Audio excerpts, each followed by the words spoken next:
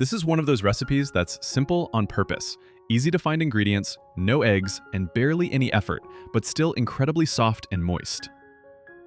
In a large bowl, add 2 cups of all-purpose flour, 3/4 of a teaspoon of baking soda, half a teaspoon of cinnamon, and half a teaspoon of salt. Then whisk this together.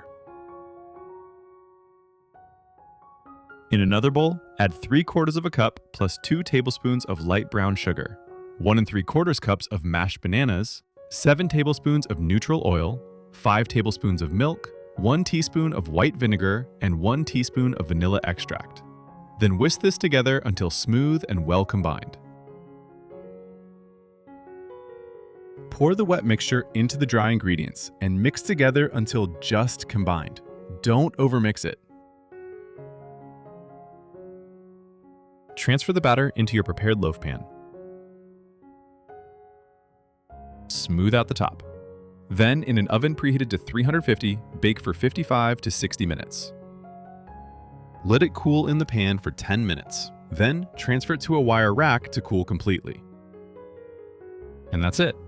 This banana bread is proof that you don't need eggs to get something truly soft, flavorful, and bakery-level good.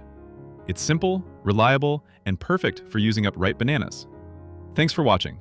And if you enjoyed this recipe, make sure to like, subscribe, and leave a comment letting me know how yours turned out or what you'd like to see next.